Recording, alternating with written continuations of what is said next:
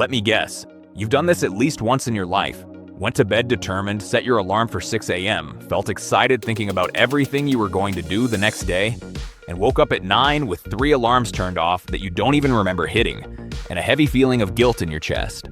Sound familiar? Here's the thing. It's not weakness. It's not lack of discipline. The truth is, nobody taught you the right method. Most of the tips you find online are either too generic or they only work for people who are naturally early risers. And when you try them and fail, you think the problem is you. Not today. Today I'm going to show you 5 concrete steps, backed by how your brain actually works, to wake up early with energy, without feeling like torture every morning. Stick around until the end, because step 5 is exactly where most people sabotage themselves without even realizing it. Step 1. Focus on your reason, not the time.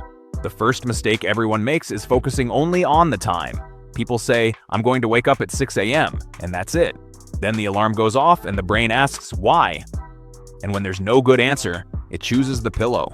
Your brain isn't driven by schedules, it's driven by purpose. So before anything else, ask yourself one simple question before bed. Why do I need to wake up early tomorrow? It could be to work out before work, to study while the house is quiet, to enjoy your coffee slowly without rushing, or simply to have some real time for yourself. It doesn't matter what the reason is. It matters that it's real for you. Because when the alarm goes off, it won't be your willpower that gets you out of bed. It'll be your reason. Write it down and leave it by your bed if you have to. This changes everything. Step 2. Adjust gradually. Stop trying to change overnight. If you've always woken up at 9 a.m. and decide tomorrow you'll wake up at 5 a.m., your body will crash, and you'll give up in 2 days. What really works is gradual change. Move your wake-up time 15 to 20 minutes earlier each day. Today wake up at 8:40, tomorrow 8:20, then 8 o'clock. In less than 2 weeks, you'll be at your ideal time without suffering. It seems slow, but this is exactly what makes the difference. Your circadian rhythm, your body's internal clock, responds much better to small, consistent changes than to sudden shocks. Think of it like the frog in hot water story. Throw it into boiling water, it jumps out. But heat it slowly and it adapts. It works for you too. Use it to your advantage. Step 3. Prepare your environment the night before. And this one is hugely underestimated. Waking up early starts the night before. First, put your phone far from the bed. Not beside it, not under the pillow, far across the room. That way, when the alarm goes off, you have to physically get up to turn it off. And once you're up, it's much harder to go back to bed. Second, set out your clothes. If you're working out, leave your sneakers ready.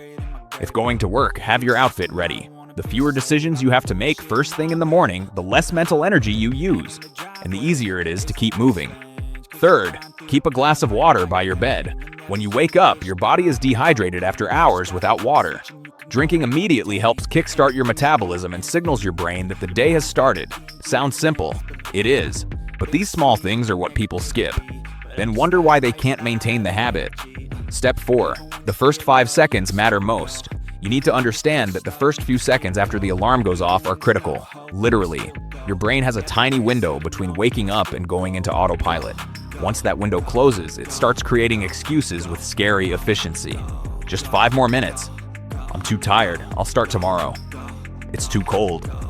And the worst part? It all seems reasonable at the time. The technique that works is called the 5-second rule, popularized by Mel Robbins. As soon as the alarm rings, count 5, 4, 3, 2, 1, and get up. No negotiating, no thinking, no checking your phone, just get up. Once your feet hit the floor, turn on the lights immediately. Light is the most powerful signal telling your brain the sleep cycle is over. Then drink that water you prepared, move your body, a 2-minute stretch, a few jumps, anything.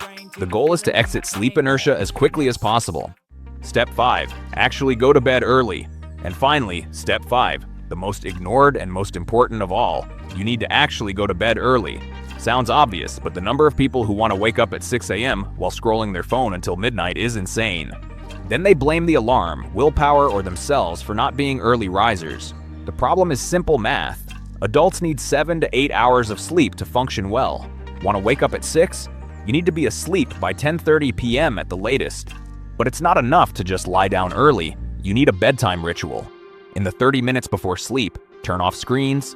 Blue light from phones or TV tricks your brain into thinking it's still daytime. Delaying melatonin production, the sleep hormone, Replace it with light reading, calming music, or just a few minutes in darkness. Another tip: a cooler room helps you sleep deeper. Your body needs to lower its temperature for deep sleep. Open a window slightly or adjust the AC. When you take care of your sleep, waking up early stops being a battle and becomes a natural outcome. That's what real early risers do. They don't have superpowers, they just sleep well. So let's recap the 5 steps. First, find a real reason to wake up early. Second, adjust gradually, 15 minutes at a time. Third, prepare everything the night before, phone far away, clothes ready, water at hand. Fourth, use the 5-second rule as soon as the alarm rings. Fifth, and most important, go to bed early and create a bedtime ritual. You don't need to apply all 5 at once. Start with 1. Which one makes the most sense for your life right now? Comment below. I read every single one. If this video helped you, hit like.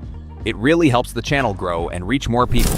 And if you want to keep building a more productive routine, subscribe. There's a lot more content coming your way. See you next time.